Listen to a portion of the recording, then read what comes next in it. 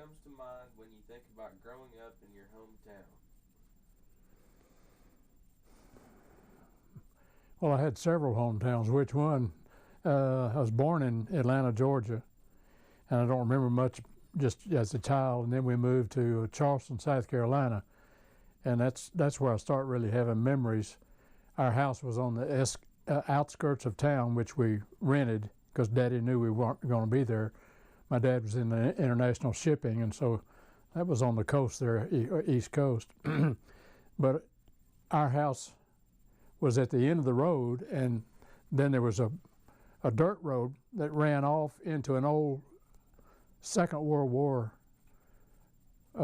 German submariners place. When they stopped their submarine or sunk their submarine, they put these men in a camp there, and I could go play in that thing. And there were still letters from home there. This was in 46, wow. 47, 48, maybe 2 or 3 years there.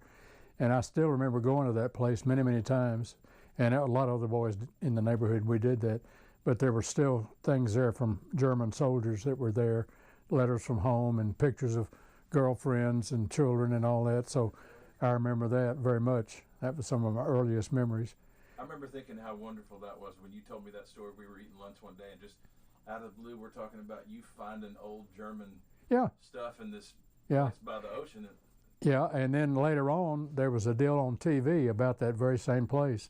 And I remember as I watched that on TV, I just felt like I was there because I'd been there and seen all that stuff. Yeah. Another thing I remember from that is some boys in my age, we were building a fort out of brush and stuff like that.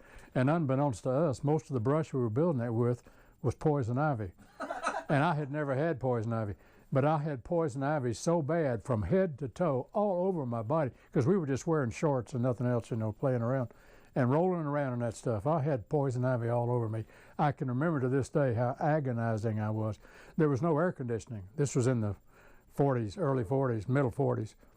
And my mother had to put ice water on my body to keep, and it was hot, and I was covered with poison ivy, and I was swollen up. My eyes were swollen shut. And I remember that's probably the worst memories I have of childhood were having that poison ivy all over me. Goodness. And I know right now that if I get close to poison ivy, I feel it. I just feel it. I know it's going to jump on me again. But scars from it. Yeah. And so, anyway, that's some of my early memories from childhood. And that was where? Charleston, South Carolina. You were born in Atlanta. And you moved born in Atlanta, lived there till we were about 6, and then we moved to Charleston, South Carolina till I was about 8 or 9, and then we moved to Dallas, and I grew up. What was your daddy doing, Waterman Steamship? He was with Waterman Steamship, and during the war, people that had his ability, they sent him to the coast, East Coast, to help the ships come in and go out and load up and moving the logistics is where it is, getting stuff to the war zones that needed to be done. That was his job. And he would come home maybe once a month or once every other month. And the thing I remember most about my dad, he smoked cigars and he had a mustache. I remember the smell of cigars, and when he kissed me, the brush of his hair, the brush on his face. But he had also had candy. What kind of candy was that? They still make it today. The hand candy, colored candy, little, Mints. Well, not mints, but chocolate M&Ms. That was my first encounter with M&Ms, and I've loved them ever since. But he would bring, and you couldn't get them. But he, being, I guess, had access to stuff that people couldn't get, he would bring us, the kids, a bunch of M&Ms, and that was my dad's feel of his face against me when he kissed me, the smell of a cigar, and M&Ms. Oh, that's what I remember from my father when I was a young fellow. That's something. What else on there, Tyler? We're going down the list. Yeah, just roll it on down. What did you love to do as a kid before the time that you were in high school?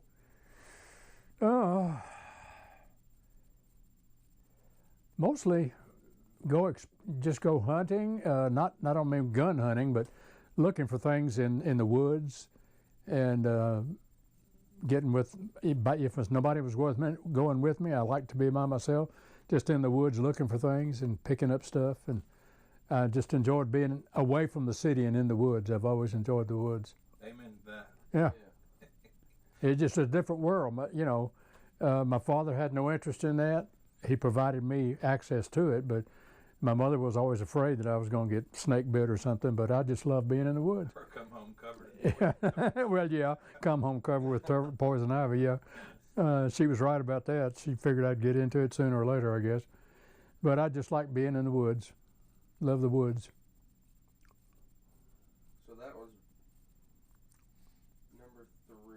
No, that was number 2. What did you love to do about the time when you did get into high school, and once you started getting a little older? Dating girls. Dating girls, and I tried to be on the football team, and I was too small for that. And after about a year or two trying to getting beat up real bad, I decided that was not for me, and I went a different direction. But the team I was trying to play on ended up being state champions in Texas. Now that's something. Is that Highland Park? Highland Park, and we had two All-Americans on that team. Wow. One was played for Texas, another one played for a team on the East Coast. I've forgotten which one it was. We had 2 All-Americans on that team, and anyway, I knew those boys, and we were good friends. But they were in the 200-plus pound family, and I was 150, soaking wet. And I tried to play a back of some kind, but the backs that I was playing under were one of them was All-American and that kind of stuff. We were good friends. I had to help him with Spanish. He could not pass Spanish. I was okay at Spanish, so we made a deal.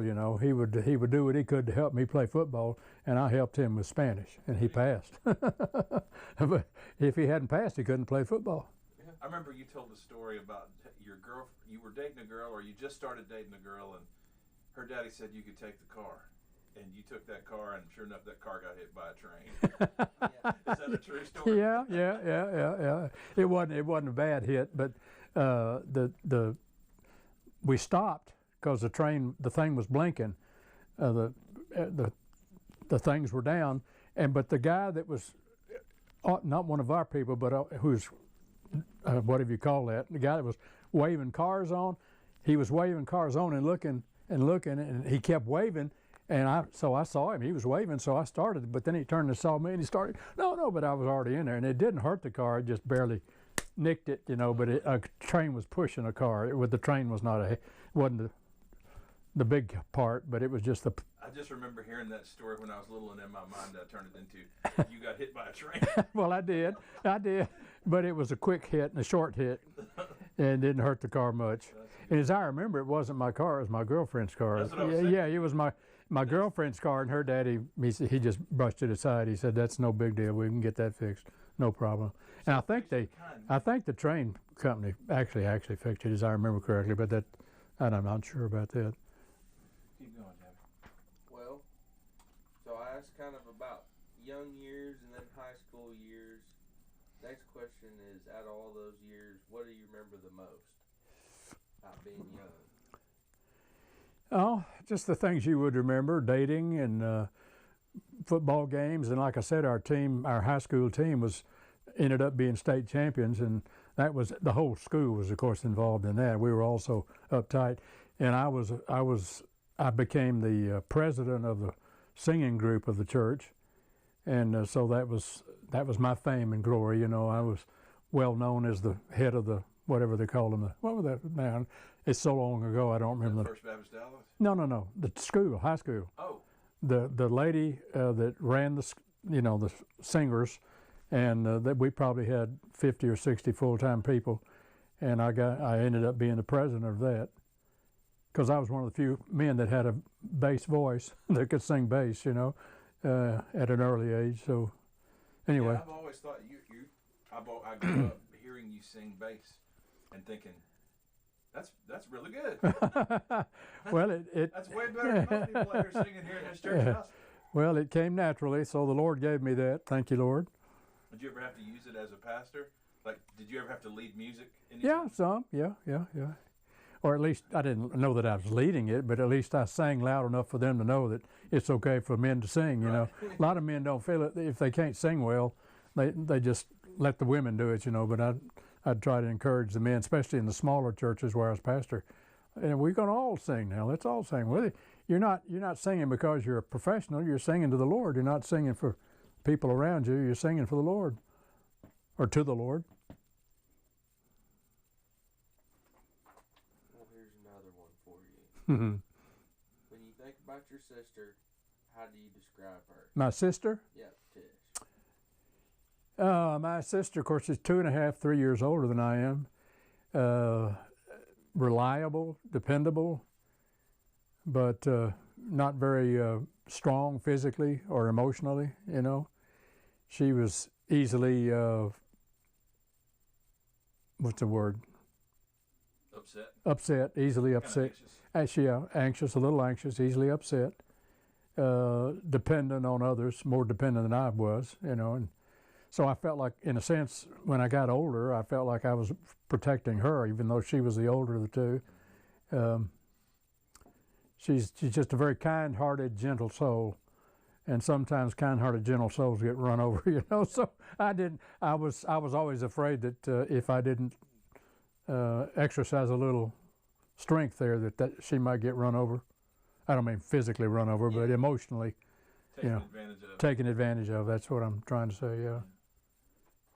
Fortunately, she married a good man. He's taken real good care of her. So, what do you remember the most about your mother? Oh, my mother was.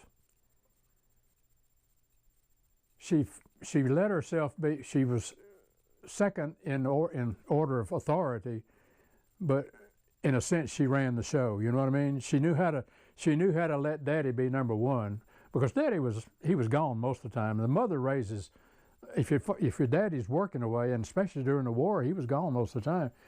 Mama's in charge, but Mama was wise enough to know that even though she was the one running the ship at home in the family, Daddy was in charge when he was at home. She deferred to him.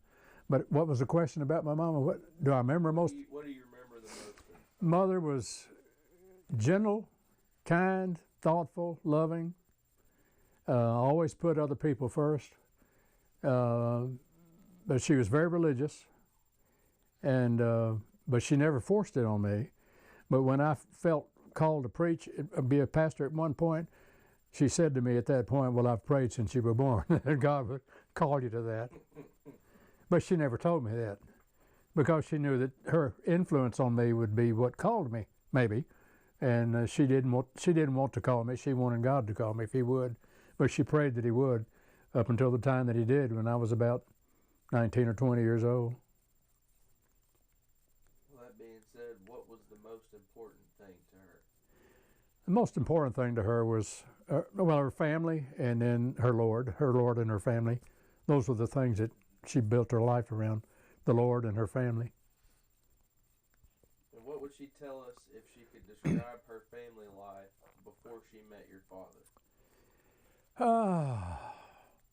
You know, she never talked much about that. She had a brother, and he had education. I don't know how much education he had, but he was a country guy who bought some land outside of Atlanta and started. His name, Dad? Sorry to interrupt. That'll come to me later. I can't think of it right now. But he bought some land outside of Atlanta and opened a little country store. Come to find out later on, that's where the Atlanta airport was, and he was a multi-millionaire when he died. By the time he died, and his family was quite well-to-do. But when I remember him, we'd go to his house, dirt road, woods all around you. I loved going to his house because we could play in the woods, you know. And I never, in Dallas, growing up in Atlanta or wherever I lived, it was all big cities I lived. Go to his house, and it was in the woods, playing in the woods. But that's the thing. What was the question? I don't remember. I got off. What was important to her? Is that it? Well, no. We've been there with this one was if she could tell us about her family life before she met your dad. What would she say? She never talked much about her family life. I think her mother had been. Her mother was a widow. I think her mother married two times after her daddy died, and they all died, you know. So she and her brother were kind of dependent upon a mother who was very strong, but not much of a male influence in that. She never talked much about it and never knew much about her family, except her brother, which was my uncle. And I liked him a lot because he's just an good old country boy. Yeah. What's the next? So the next one, now, what do you remember most about your dad? Well,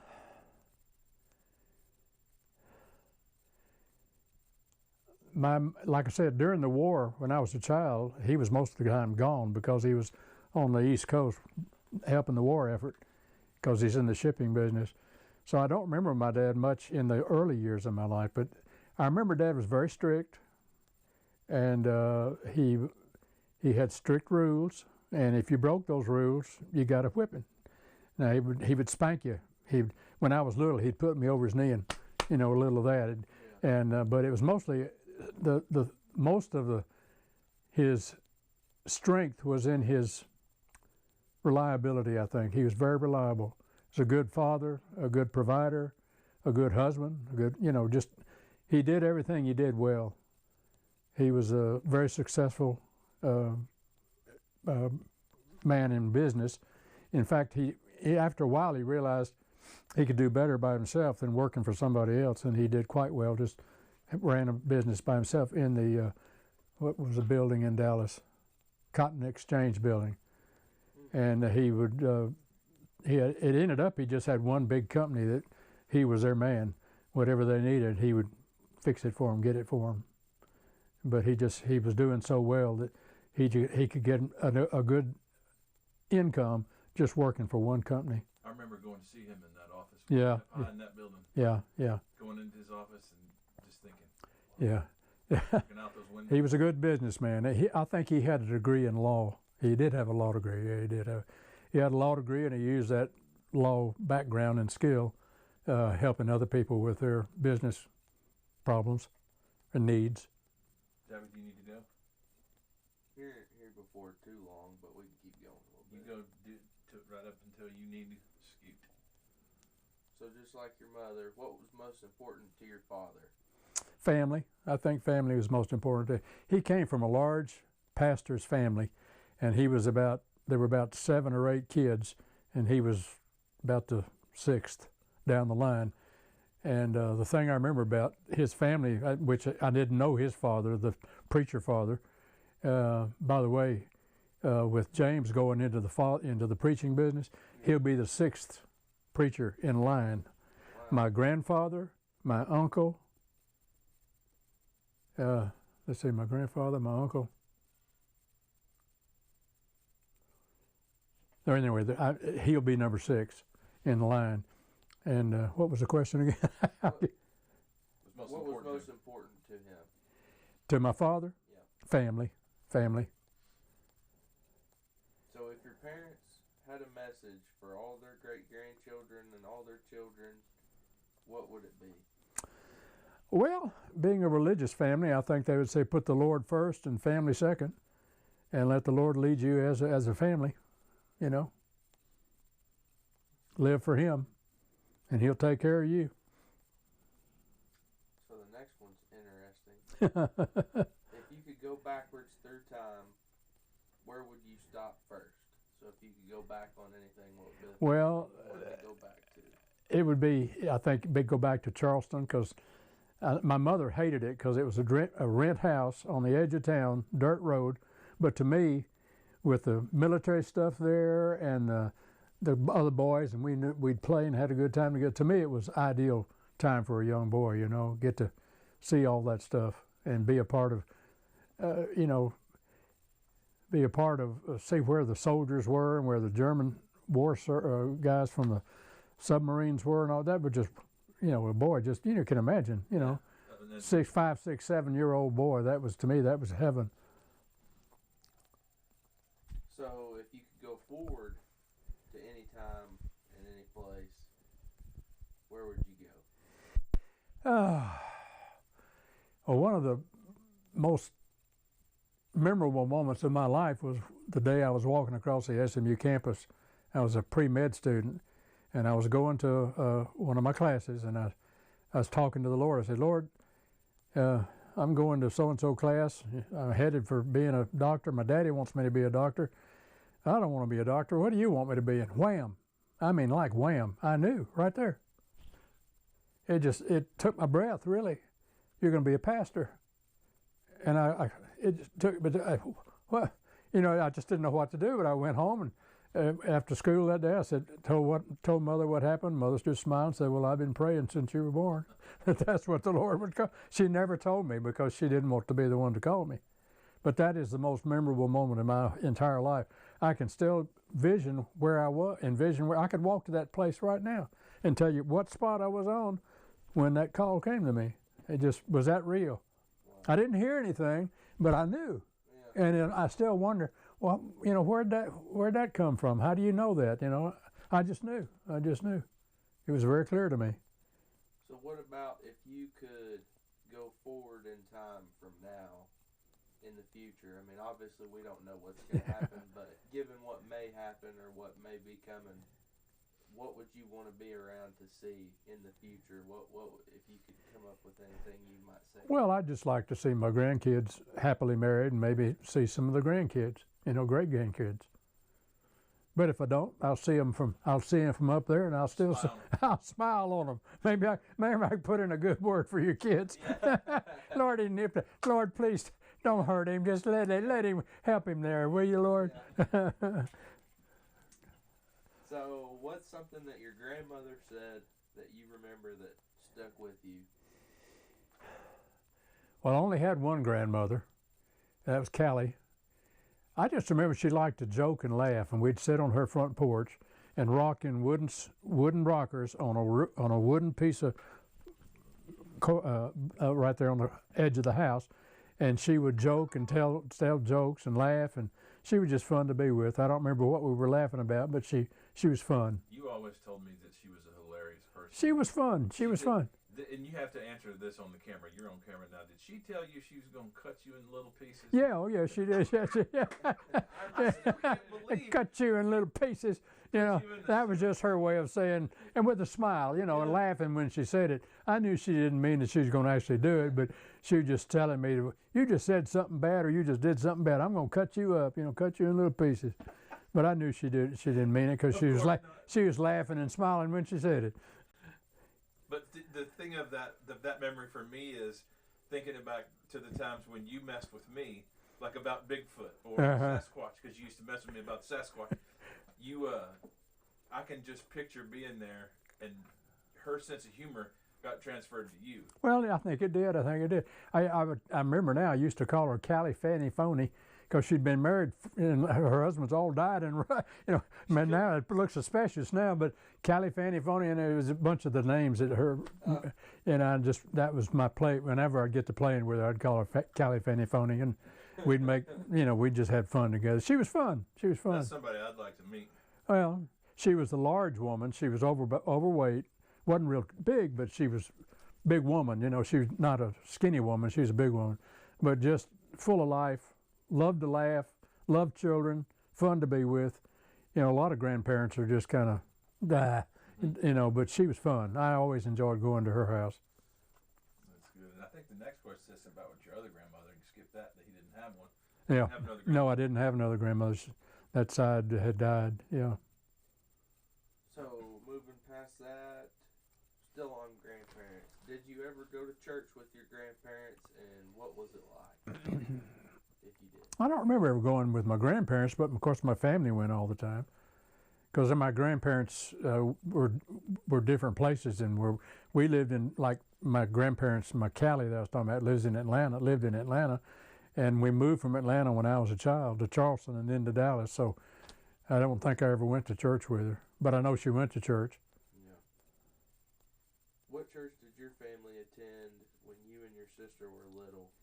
Well, we've always been Southern Baptist, and whatever town we lived in, we would find a Southern Baptist church and go to that church. Yeah.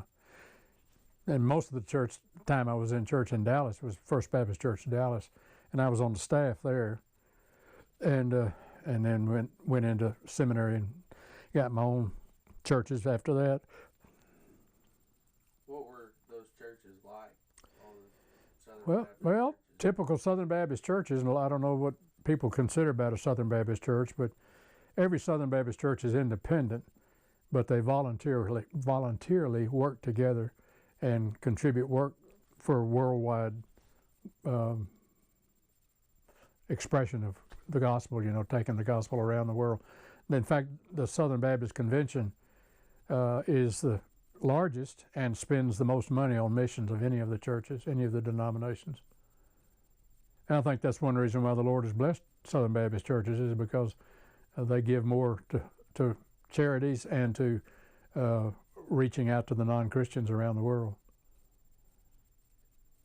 Did your grandfather ever say anything you might have tucked away as a nugget of wisdom or something that you can share? Well, see, I had no grandfathers. They were all dead. So the answer to that is no, nothing. I had my grandmother married a guy toward the end of her life, but I never thought of him as my grandfather. He was just an old friend of hers, I never did think of him as my grandfather.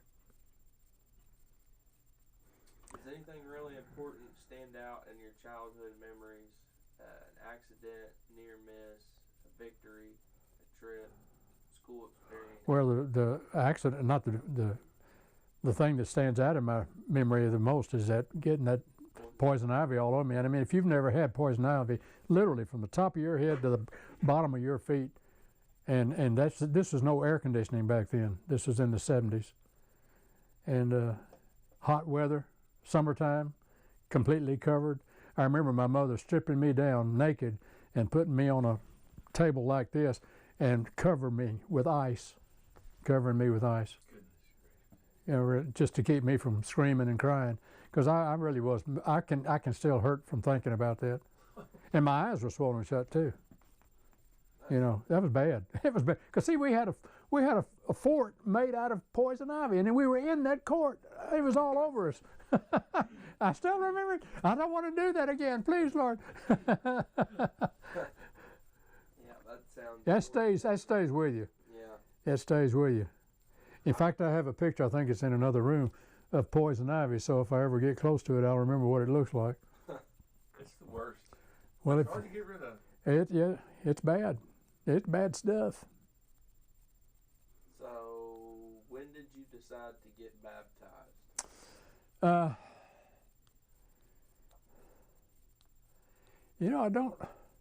I remember when I was baptized, my sister and I were baptized at the same time by Dr. Criswell.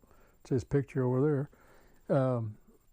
I remember going to his office and talking with him, and him asking us, the usual questions about why do you want to be baptized and what do you think it means, and this doesn't make you a Christian, just being baptized. And we had both professed faith in Christ, being raised in a Christian home and all that. I guess I was 9, maybe 7, 8, 9, 10, something like that. My sister's a little older, but we were both baptized at the same time. What was the question again? It was just when did you get when I was probably about 8 or 9. Gotcha. And the next one is, what does being a Christian mean to you? Putting Christ first in your life. Let him be Lord. If he's your Lord, he's got to be first. You serve him. He doesn't serve you. What most influenced your decision to go into the ministry, and what was your favorite thing about it? Well, without knowing it, I think the thing that influenced me the most was my mother's prayers. Yeah. But she never knew. She never told me that's what she was praying. And what was the second part of that? What was your favorite thing about being in the ministry? Feeling like you're doing what you were put here for. Feel like you're doing what God created you for. Where did you serve before Park Hill, and what were those congregations like? Well, before Park Hill, I was in Atlanta, Texas. And before that, I was in, where was I? Salado, Texas. And before that, I grew up in Dallas First Baptist Church, and I was on the pastoral staff there. So what was the question again? Where did you... It's just about congregations before Park Hill. Yeah. Well, they were, you know, smaller, a little bit bigger church, and then finally Park Hill Baptist Church. I remember Kenneth and Ruby Townsend. Yeah. In Salado. Yeah. Specifically because of how sweet Miss Ruby was and how she treated us when you took us there. She was one of the kindest, most direct. Well, so you have better memories of that than I do. But you remember them. Yeah, sure. Kenneth and Ruby. Yeah, I do. And still, we've seen them, not lately, but we've seen them after that too. But yeah, I've been fortunate. The Lord's been real good to me. I never have had a bad experience in a church. So many pastors have troubles, and probably maybe they brought them on themselves, but a lot of them just inherited it from other reasons. And but every church I've been in they've been kind and generous and thoughtful and supportive. You know, just I've been blessed. And Park Hill Baptist Church is just like that too. Still are, you know, and just good people. Not everybody, but most 99.9%. You know. Well, being in the ministry, what helped you be successful during the time, all those places? Well, for one thing, first thing when you were asking that question, having a wife that felt called to be a preacher's wife, because a preacher whose wife doesn't want him to be there's nothing worse than having a preacher whose wife doesn't want her husband to be a preacher. But she was, when I met her, I was already on the way to be a preacher, and she had felt the call to be a preacher's wife. And then we met, and there it was. You know, that was God's doing, I think. Yeah. Do miracles still happen, and have you witnessed any? Well, I'm sure they do. I think though a genuine miracle is not some big explosion of something, but it's just something turning out good that could have turned out wrong, bad. And I've seen that over and over in my life. And I don't mean that I caused it. You know, I was just there when it happened. I've seen so many good things happen in people's lives, and I have, trying to help people, I have felt like that, giving my life to try to help people and preach God's word. God has let me see so many good things happen. I just wouldn't know where to begin. You know, It's just been a great life and wonderful life, and I wouldn't change it for anything. That's a miracle right there. Yeah, I can't imagine having done it any other way. And of course, when I felt like I was called to preach, and my mother told me then, she'd prayed that since I was born. So all this that I've enjoyed, I have to give my mother a lot of credit for that. You know, I really do, because that's just the kind of person she was, and she was faithful to the Lord, and that's what she prayed for, and He answered her prayer. I didn't earn it, no, but she prayed for it, so I guess she gets the credit if there's any credit to be given. Do you have any message for anyone considering going into the ministry? What would you want them to know, or what would you tell them? Well, just be as sure as you can be that it's God calling you, and not calling yourself or mom or dad or your Sunday school teacher or somebody else calling you. Be sure it's God calling you, and trust Him, and He'll make your way for you. You may not be the pastor of the biggest church in town, but that's not what you're doing. You're doing what God wants you to do. Just do what God wants you to do. And just being a pastor is not, every Christian ought to do that. Yeah. And He may want you to be a barber or whatever, car salesman. But you do what God wants you to do what God wants you to do, and He'll make a success. He'll help you. I say success. By that I mean you'll be happy with what you're doing. Not make a lot of money or live in a big house, but you'll be happy with what you're doing. Yeah. You know you're doing, huh? Yeah, yeah, that's what counts. I know a lot of wealthy people that are miserable. Yeah. In fact, being a pastor, I've had to try to tell them, you don't want to kill yourself, do you? Put the gun down, you know. And here's a guy, I'm thinking of some right now, you know, they're just miserable, and they're millionaires. But the problem is that they gave themselves to getting that much money, and left God out, and that's why they're so miserable. Empty, yeah. They got all they thought that would make them happy, and they're miserable. Yep. Because they picked the wrong thing. That doesn't make you happy. some of the happiest people I've known are people that didn't have to worry about money. Not that they had a lot of it. They didn't have enough to make them worry, you know. They just barely made it week by week and month by month, but they were happy. Had a happy family, obedient children, happy children, grandchildren, you know, happy with life. You don't have to be rich to be happy. You can be rich spiritually and not be rich physically or with monetary things. In fact, I've learned, and most of us learn this along the way, the more you have monetarily, the more miserable you're going to be, because you got to work with it, fret over it, keep up with it, do all kind of stuff, you know.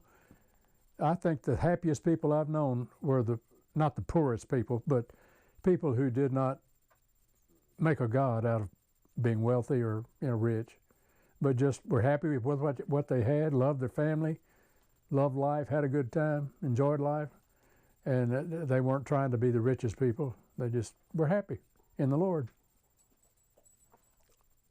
This next one's pretty interesting. Said you once said that if you ever got a tattoo, it would be Micah 6:8.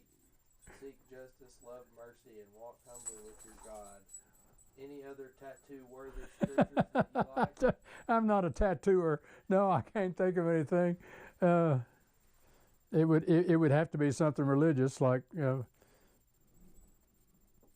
I can't think of anything right offhand. But yeah. Is there anything about your character that helped you deal with hard times? My character, I would think my character I would substitute the word faith. I believe that God has a purpose for everything that He allows to come into your life, and if you've got problems, you got challenges, He's working with you with those, and just trust Him, work with Him. What times in your life truly tested your mettle, and what did you learn about yourself in dealing with those things? Sam? I'm a testament to testing someone's mettle. Yeah. I mean, we're just talking here as brothers and all that in the faith. Your daddy was hard to deal with. He was a hard guy to love and raise, you know. Yeah. I did not make it easy. No, he was not an easy guy to raise. I'm sure I got him back a little bit. Oh, yeah. I believe there's been a little bit of reparations from the universe and from the Lord. Well, the Lord takes care of all of us in His own way. Yeah. What 3 events most shaped your life?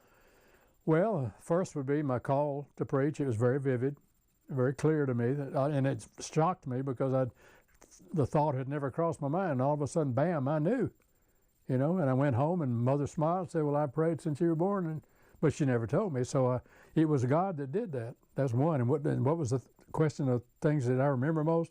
Like 3 things that just shaped you or directed, kind of were the things that you look back on and, man, that was a big thing. Well,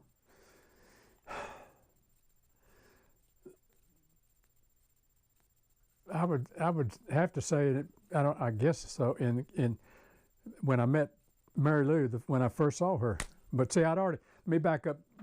Before that, it was being raised in First Baptist Church, Dallas, and coming to, it wasn't an immediate type thing, but all of a sudden, not all of a sudden, but almost like that, I realized that that was my life's calling, and it was made available. I think the Lord made it available for me to become the assistant pastor of the biggest Baptist church in the United States.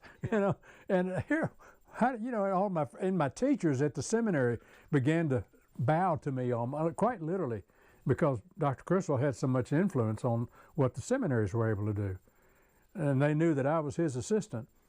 So all of a sudden, I was the most promising young man in the Southern Baptist Convention. You know, that might be politics. It could be. It is politics, but I didn't ever use it, and it's not. I didn't see it that way. So what was the question again? Well, basically, just what's 3 or so things? Well, the third one will be when I met Mary Lou. I still can remember the day. I was talking to one of the staff members, and he said, "Well, here comes a young woman." And we're talking about church work and all that, and I was just beginning to get involved in it. And he says, "Here comes a young lady you might want to meet." And I turned, and there was Mary Lou coming down the street, and that was the prettiest girl I'd ever seen. And I knew right then, it just hit me. The Lord said, "That's the one for you." She did, and she was. I don't have a picture of her right now of her, and when she was, here she is, when she's fairly young. Whoops. But you can see. Hold it up in front of that camera there, Dan. Right here? See that blinking light? Yeah. Ain't that a pretty girl? She was a beautiful woman, and beautiful in spirit as well as in the flesh. And but a godly woman, not just, she didn't live on her beauty. And she let it be known that after we got to know each other, that she felt called to be a minister's wife too. So we went from there pretty quickly too, as I remember. Well, that answered the second question of how did you meet her. Uh-huh. And met her at church. Yep. The next one is about your kids. It says, "What do you remember the most about the births of your children?" Well, there are three of them, and they're all different, obviously, but it's just the happiness and the awareness of the progress in a family's development. Children are a blessing and a curse. They wear you out, but they build you up at the same time, and it's been good. And the fact that we live close together, most families by the time y'all's ages now are gone all over the country, but we're almost within walking distance of each other, all three families.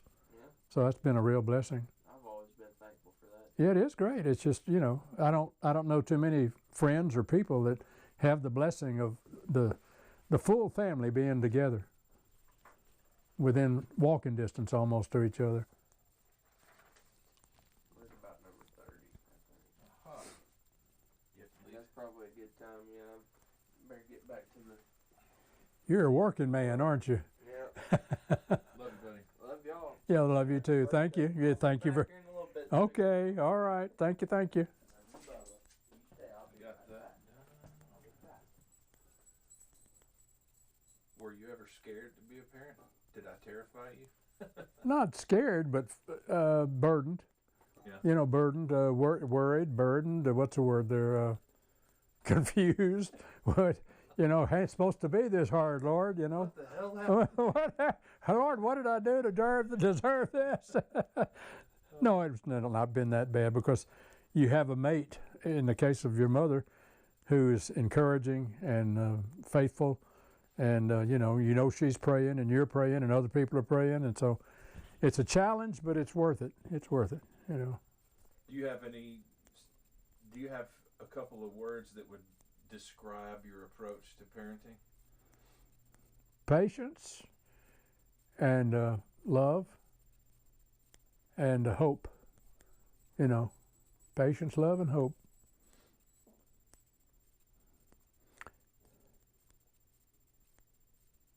Number 35 you answered already. Do you have a message for Mom, anything that you want her to always keep in mind? Mary Lou? Yeah. Something that you want her to always remember? Well, that I love her very much, and that couldn't have made it without her. Wouldn't want to make it without her. What 3 words would you say best describe who you tried to be in life? Or who you are, 3 words that describe what I want to be in. What you tried to be in life, how you tried okay. to be in this world. Faithful, loving, obedient.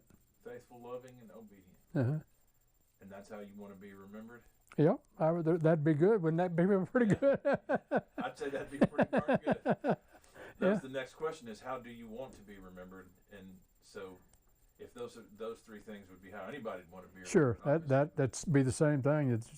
I did what the Lord wanted me to do and did my best at it, and hopefully helped a lot of people.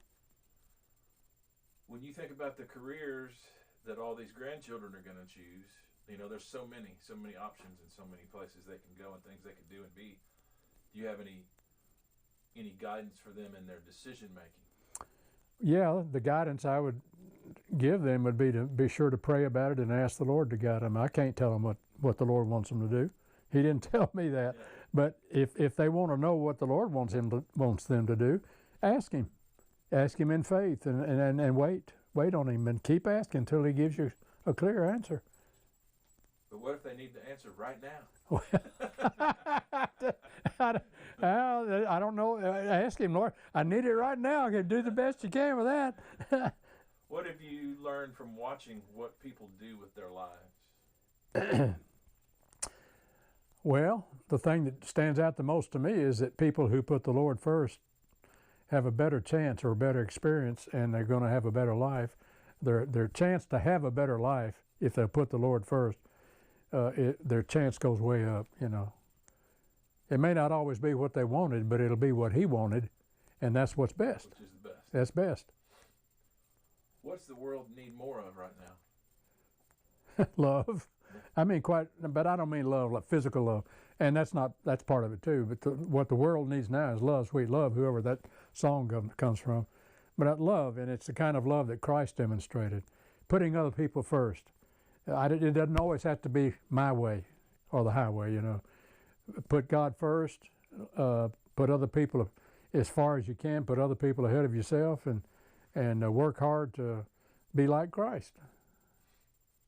You've been watching people, ministering to them, seeing them at their best and their worst for 30 years in ministry at least. What do you think most people want the most out of their lives? When you look, not necessarily what they should want, but when you look at people and you've seen all kinds and all over the place, all over the map, what do you think people are most going, what do people want most? I think people want most, whether they're aware of it or not, is happiness. And that doesn't mean you be rich or famous, but to be happy, I think you have to have priorities that are in place, and the priorities are the Lord first, others second, and yourself last. But our society just turns that around: self first, others second, and the Lord is last.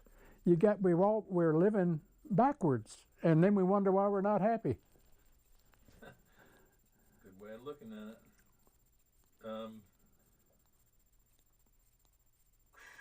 What are some of the most positive experiences you've ever had? Things that stand out as, man, that was such a good thing for the community, or that was such an experience that you shared with other people that was very positive. I hate the word impactful and, you know, all that.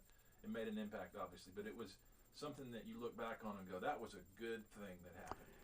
Well, the first thing that comes to my mind was when Dr. Quissel, when I was a boy, young boy, preteen, he made a commitment to preach through the Bible, verse by verse, until he preached the whole Bible. And to me, that gave me my basis of what I wanted to be as a pastor, was a Bible preaching pastor. He started with Genesis 1 and ended up with the last book in the Bible, and that gave me the idea that. And it meant so much to me hearing him preach that way and learning so much of that from him, that's the way I've tried to preach. I didn't start with the Bible beginning and go through, but I have never preached anything but what's in the Bible. And that's been the biggest and the best thing I ever did as a pastor was preach nothing but the Bible. Nothing but the Bible. If you had to pick one thing, what are you most thankful for? The thing that you just, or a person or a place. Well, it would be your mother, my wife, Mary Lou. Without her, I don't think I could have accomplished much, and I don't think I would have been happy with a marriage that it was not with someone like her. You know, she's not perfect, and she knows I'm not perfect, but she's patient and kind and thoughtful and generous, all the good things that I wanted in a wife. And she does put me first.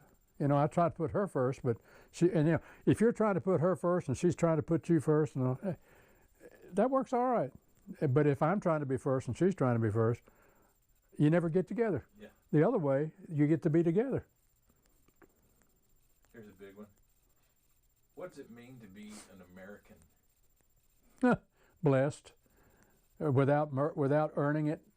I didn't deserve to be born here. But when I look at things on television and things, and have been to other places on missions and all that, it makes me realize I take so much for granted. I mean, I'm used to being wealthy. I'm used to being healthy. I'm used to having an education. I'm used to having air conditioning and I'm spoiled. I'm spoiled, and I don't deserve it, but I'm glad I got it. That describes America pretty well. Yeah, I think it does. It does. We're spoiled, and we don't deserve it. And the Lord's probably going to punish it if we don't start being more careful about giving Him credit for it. We're getting close to that, I believe. I believe there's a section of our country that's working real hard to destroy the Christian ethic. They don't want it. They don't want it. They don't want any part of religion. Any religion, Christian especially. No, it's material.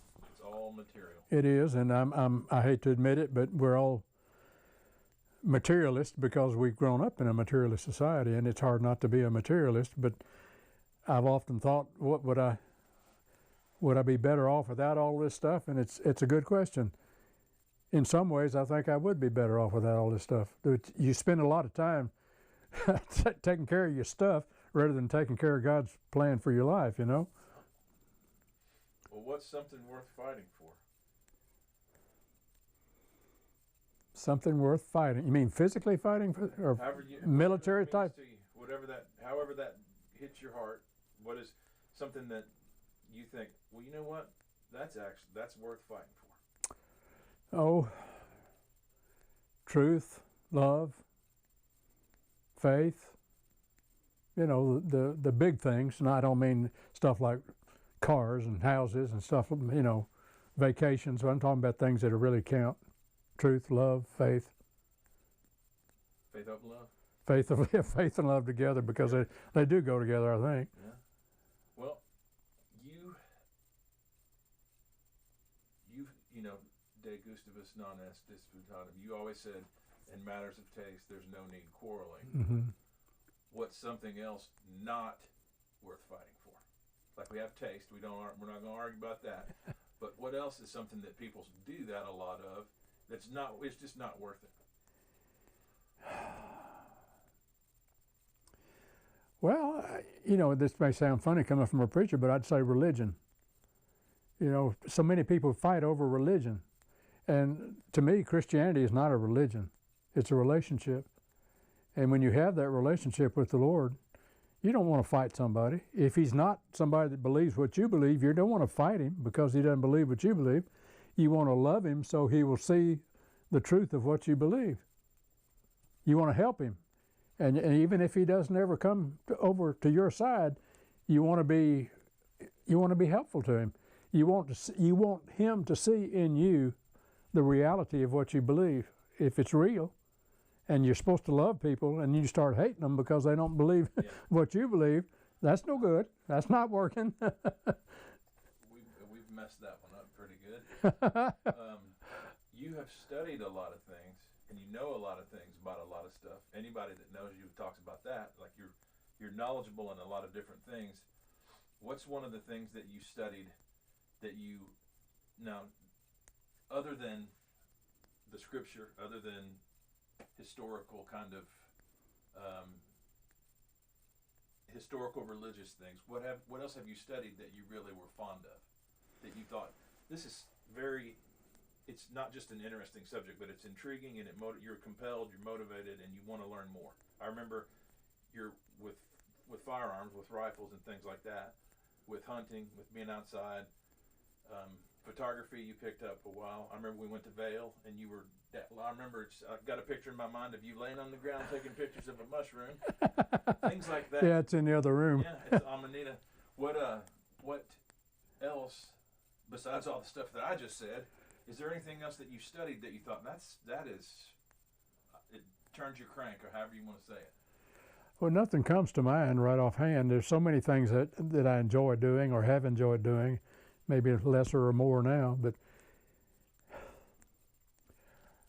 as I've gotten older, I've kind of moved in the direction of wanting to be more aware of other cultures and their backgrounds and their beliefs. And but I don't know that answers that question, but. Oh, it does, and that's a rare answer too, because most people are nowadays conditioned and tuned to. Yeah. That's their color. We don't need that here. Well, I've always been interested in how people like the Chinese and the Japanese and the Russians and how do people come to their place that they are now? What kind of a route did they take, and how did they get? What put them on that journey, and how did they get there? And it's just it's interesting to me. We're all one race, really, but we're so different that's something that really makes my mind start going in circles, Yeah. And I don't know what good that does. I mean, maybe I'm. It's your natural inclination for empathy, I think. I guess so. I have been in other places where I did not speak the language, didn't know the food or the protocols but I felt a kinship of those people. I saw that they love their children. They love their church or their religion or whatever.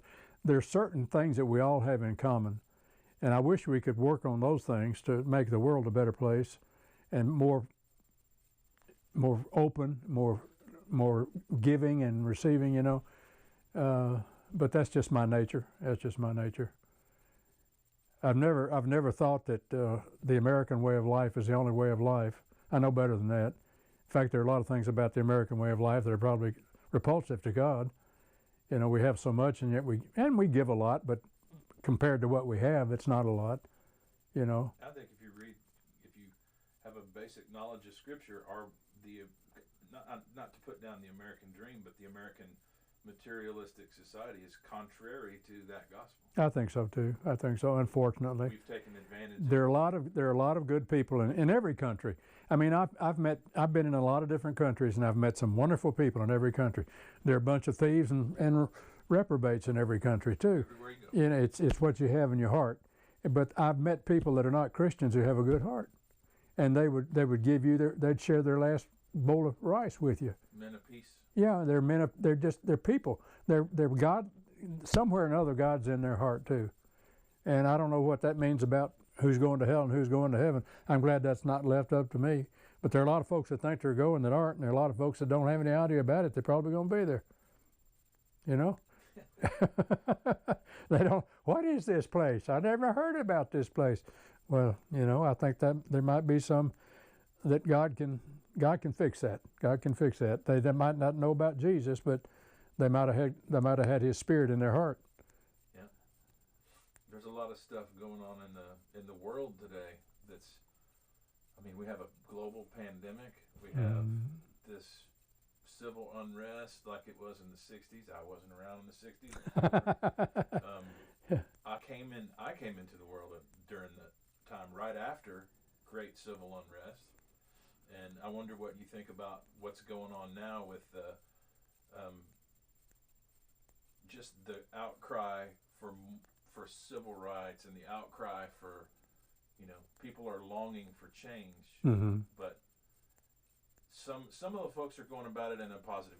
Yeah, that's what I was going to say is change, yes, but not change by force, not change by blood. That only puts it off for a while, and it's going to back up and explode again sooner or later. But I think people of faith need to be praying that God would use the unrest that's going on right now, and use that to open up people's hearts to their need for Christ, or turn to God rather than God getting you a rifle and going out and shooting people. Yeah, there's a lot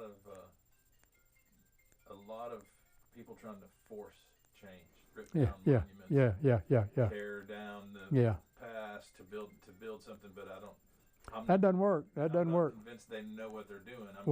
I don't think that works. I don't think that works.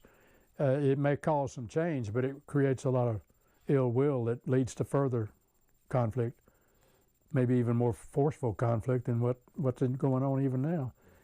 there are of course, a lot of the people that are involved in these riots and stuff like that. My first thought is I see those people, the way they act and the way they dress, if that's okay to say that, or don't dress. To me, my first thought is those folks are not acting like Christians, you know.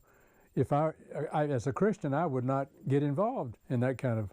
I don't think you change people by force, by throwing things at them and hurting them and trying to kill them, even, you know. I don't think that's the way you change people. If so, every preacher would maybe be out there shooting people, you know. And you're going to be a Christian? No. Or, bam, you're through. Okay, are you going to be a Christian? That doesn't work. That's not the way God works. Nope. And we don't honor God by using force rather than by using faith and hope and love and trying to help people. I know that's a simplistic view of life, but you know, I just. It's a proven true. Well, yeah, you did, yeah. Proven true method to unite rather than divide. Mm-hmm. You know, and I selfishly, because of my experience in the Marine Corps, I cling to what things like General Mattis has said, and he's talking about the office, not about an individual, because any president's going to be the president for a while, or anybody in an office. Then that same person with all that power and influence goes back into being who they were before they got the office and who they, you know. So people like General Mattis have pointed out we can't be America with division. The United States of America are not really United States right now, and we're being pulled apart. I think. I think we are. This is a significant time in the history of. Well, what's going to unite us? I don't. That's what bothers me. I don't see a route to unity because it's so defined, and you know, me versus you kind of. People are trying to control the narrative and can keep control and hold on power, and I think to me power is the bad word there. Not the bad word, but that's the word that I keep thinking about. People are sick with it. It seems, people. This whole thing is caused by people who are trying to get or hold on to power, and all that means to them. And instead of how can I serve, it's how can I be powerful? How can I get what I want? It's selfishness. It's sin. And you start using all these fancy words. Sin is the word that comes to my mind. You know, if we'd all quit sinning, this would be heaven, wouldn't it? Yeah. So what causes the problem is I want my way, and I'm willing to kill you if you don't agree with me or let me have my way, or get out of my way. And sooner or later, my way is going to be so big that you're going to have to go my way, or I'm going to have to kill you. You know. Remember, this goes kind of more into the field of America and where we're at right now, because I think it's very important. You remember Dwight Eisenhower's speech about the military-industrial complex and all that? I served in the military. I saw a little bit of it, and meeting people who are in high positions of power with their finger on the trigger, so to speak. Do you? I don't know where you were, or what year it was. Was it in the 50s when Eisenhower made that speech about what we need to? It was in the 50s, I imagine. Do you think things have gotten worse as far as the machine that is geared for one thing, and that's defense, and the production of weapons and things like that? Do you think that there's a way to not change that, not dismantle it, but do you think there's a way to look at that in a more peaceful way? Because what he was talking about was the people that are taking control are the ones who profit from us going to war, you know. And now there's war all around us, and disease, and famine, and you know the weather's getting worse, they say. And what You're getting pretty deep there now. Well, that's the whole idea. Like you of all men in the realm of possibility for the answer of the question. You've been here for 80 years. You've seen. That's why the whole thing of respecting your elders gets more and more. It becomes more and more important to me the older I get, is because I realize. You know what comes to my mind is here, do unto others as you would have them do unto you. If everybody would do that, do unto others as you would have them do unto you, if we do that, the golden rule, if we would obey God, you know, I wouldn't. If I saw a hungry man, I'd feed him. If I saw a sick man, I'd get him help. I'd try to heal him. If I saw a forsaken child, I'd take him in. You know, do unto others as you would have them do unto you. That's the way God wants us to do it. But that's not the way we do it. The way we do it is, I want what I want, and I'm going to get it any way I can get it. And if you disagree with me, we're going to fight. You know, and if I'm stronger than you, I win. If you're stronger than me, you win. And it's not going to change. I'm afraid it's not going to change. Well, America's place in the world is built on what you just described. We needed resources. We took them. We needed more land. We took it. We want. We take. We go get it. And in most Americans' minds, that's the only way it can be done. That's it. That's the right way to do it. And if that's what we're doing, we'll pay for that. And you know, there'll come a time when we'll realize this didn't work out like we thought it was going to. Well, I mean, we're a new country. We're a brand new country in the history of things on the planet. The history that we know about. There's cultures and nations that are hundreds and thousands of years older than we are, and they obviously have some kind of staying power. And since this is we're at the end of the day, we're interviewing an 80-year-old man who knows a thing or two about the way the world works.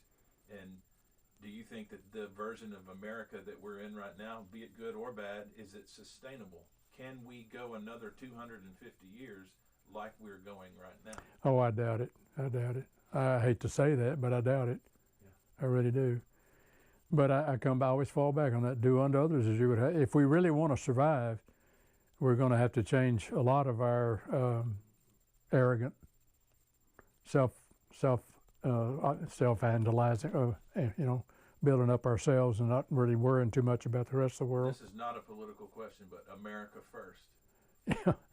Well, you know, I can say that in the sense that I'm an American and I'm proud of America, and I would, yeah, but I can't really, as a Christian, I am a Christian before I'm an American. And my Christian faith, or the one who teaches the Christian faith, is not me, it's the Lord. He says, do unto others as you would. If I see a hungry man, I need to feed him if I can. That's kind of counter to America first. Yeah. Well, yeah, I guess it is. It is. What we have right now from my studies and what I've seen, and I've been around the world and I've been in the military and I've studied some things. We have a culture of people who desperately want to put America first. But to me, that seems like the opposite. That nationalism, that hardcore nationalism that we have now, it's not new in history, but it's a new problem for our country, because I don't think that after World War II anybody was anything but proud, happy, successful, prosperous, faithful. But something happened since the 50s. Something happened that we're now bitter, we're angry, we are overwhelmed with lust and want, and I think it is, to me, in my opinion, because I work with media and I work with the internet and things like that, I think the internet has turned us into a bunch of know-it-all, snivelly, privileged, people who think we know everything. Yeah. But I don't think we know much. I think you're right about the change came around in the 50s and following the 50s, and I think it has become that we are increasingly we're turned inward, and we do a lot for other people too, so we think, or so we say, but I think we mostly think about ourselves. Yeah. And we live for ourselves, and we think about it's all about me, it's all about us, and I think that's a death knell for Christian people anyway. We ought to know better